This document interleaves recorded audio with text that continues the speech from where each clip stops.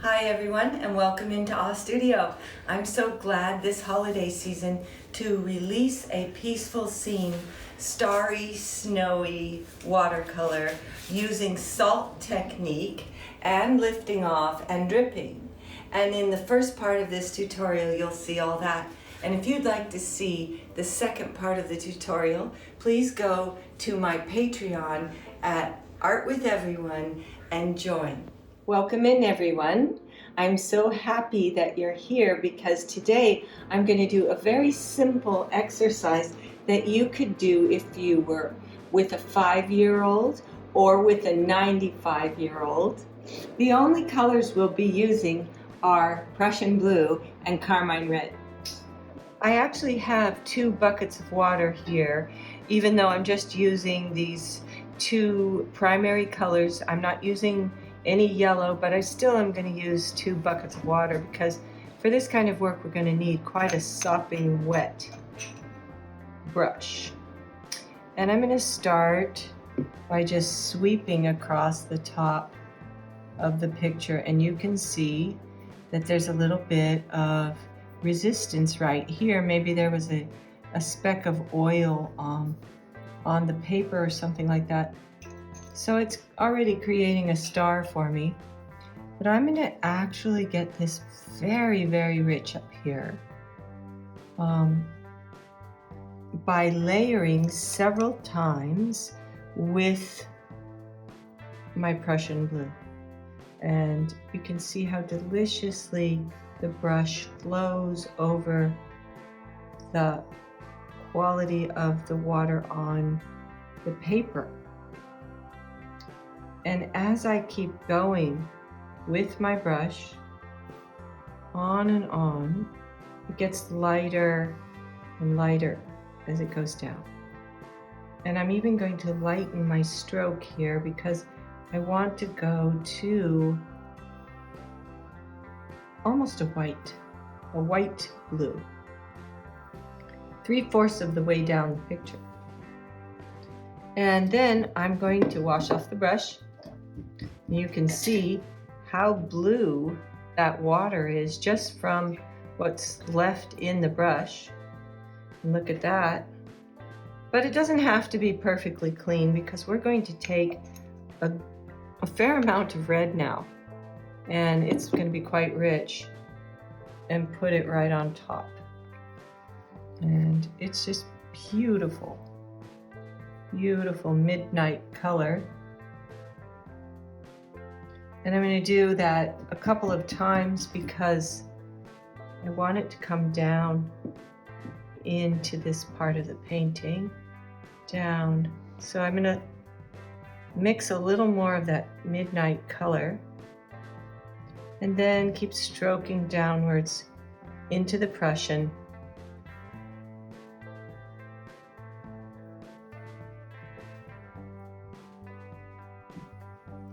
And keep lifting your stroke as you go, so it's lighter and lighter.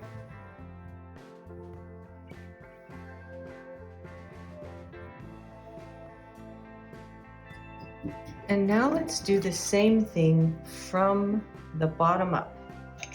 So we're going to start with this beautiful rich Prussian and smooth it on.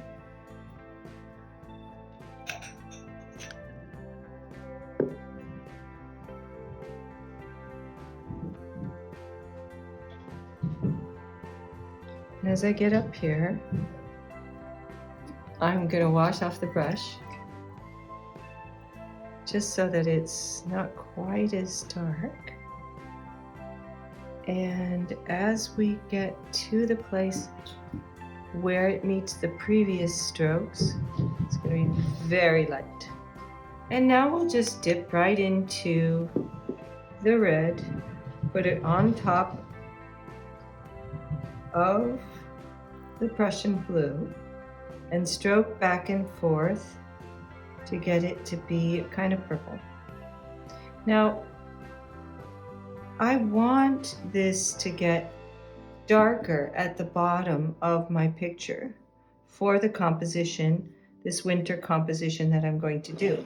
And in order to do that, I'm going to have to layer several times here at the bottom, first with the Prussian, as thick as I can get left in my jar. And then I'm going to put the red back on, so this can get really dark. I even could use an indigo to really darken the base, but we're just using 2 colors today, so I'm going to just keep with that. Prussian blue and carmine red.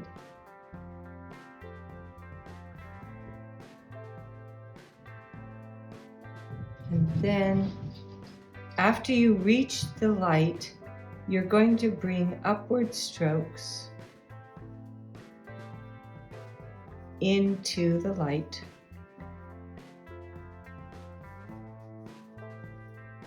On both sides.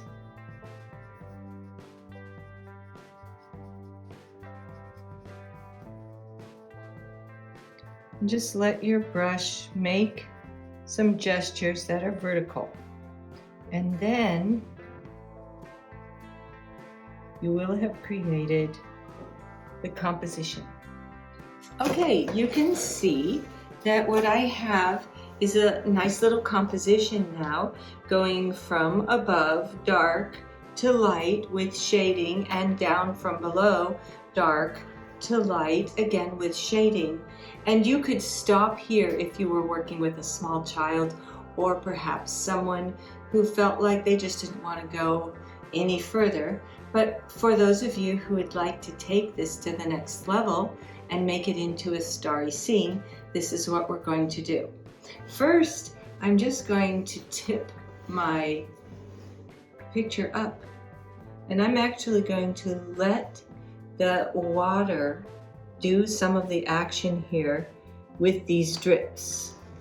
It might even become a sort of rainy scene for me, and that's very Pacific Northwest.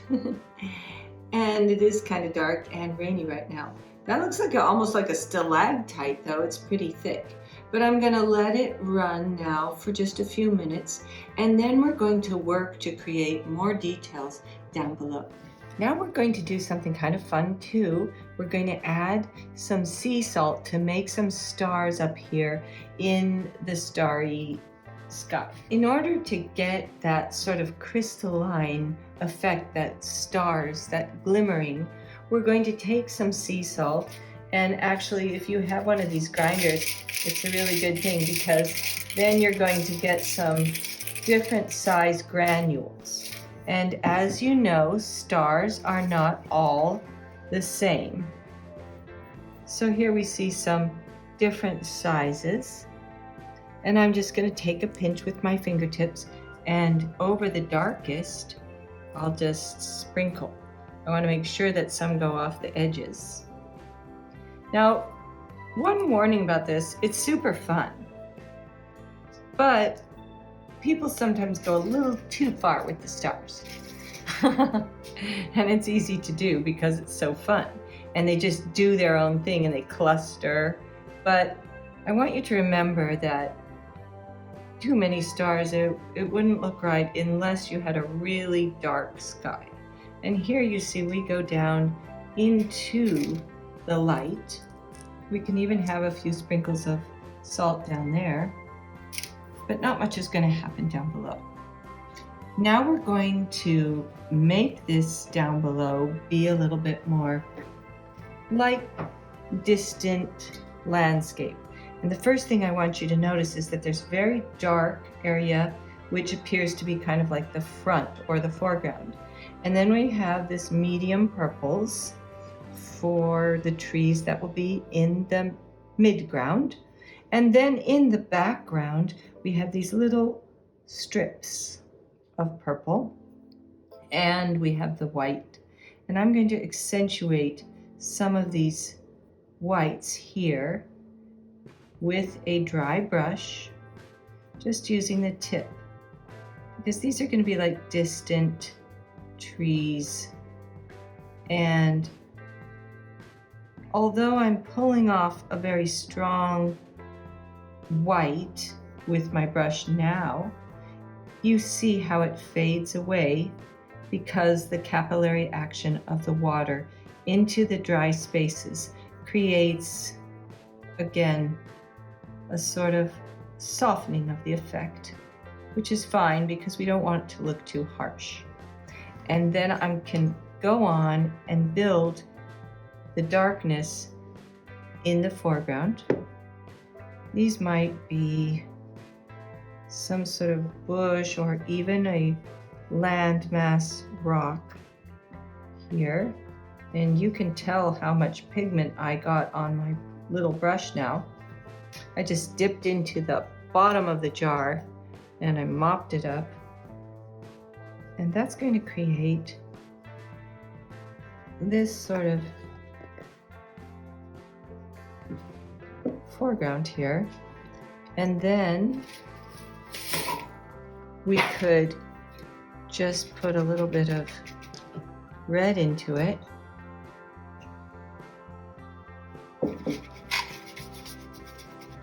And we'll get sort of that purpley color.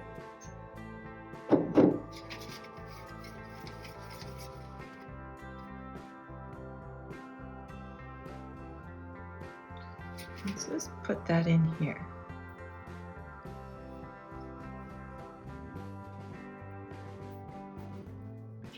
And softening it, quite a bit of water.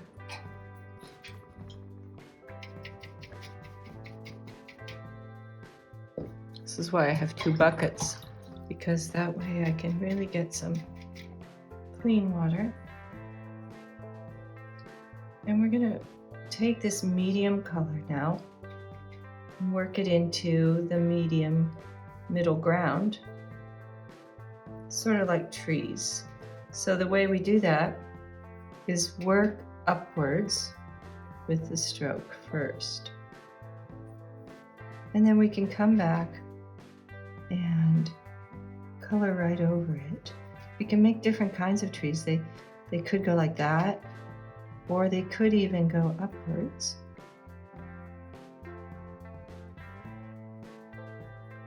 But I kind of like the more of the pine or fir-like quality here. Let's try some over here. Upward strokes. And then we'll just add on tree-like quality. And we want to make sure as we're doing this that we have trees that are different heights.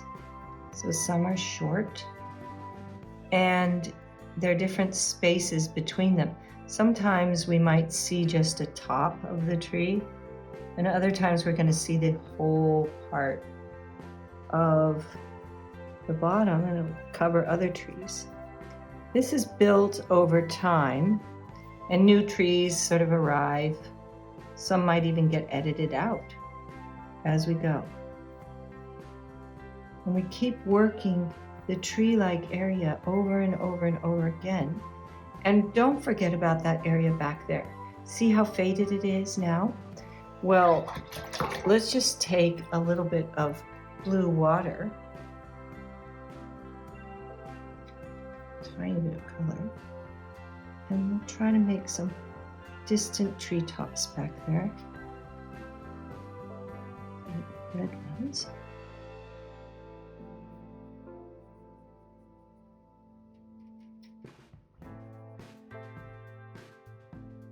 And we'll have to keep coming back to this too, adding the color in and sometimes giving a hint of those treetops.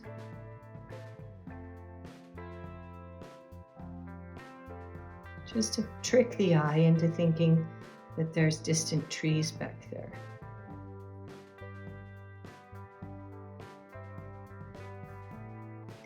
And we can define this area by using, again, dry brush.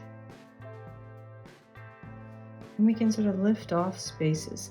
Look how pleasing it is to have this snowy like white.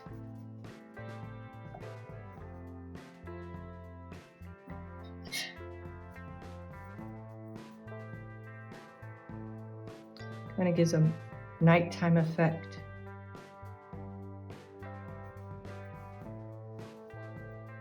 So now you can see I'm taking just a very thick mixture of color, and I'm putting it on top of the base of purple that I already created. And what this does is give me details that I couldn't otherwise get, because the painting is starting to dry. Some of the water that initially was soaked into the paper is starting to get painted on over and over with layers, and so more of the details will show up.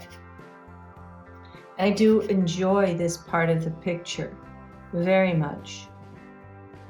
This process is a long process in that you could paint for an hour and a half. Some people might feel like, oh, that's a long time in one sitting. And others would say, oh no, I could go on for hours doing this, because once you start dreaming into the landscape, then you actually are transported and you forget about time. And all you want to do is really just live into all the feeling that you've had before when you've been in a starry, snowy landscape. And even sometimes if you haven't been able to experience snow in a long time, or see the stars because there's too many lights from the cities, you can paint it and still have kind of an impression of that. So I'm going to go on, and in the next video for Patreon, I'll be creating even more definition and envisioning how this landscape can develop out of the color composition that I've created from dark to light. So I hope you'll join us.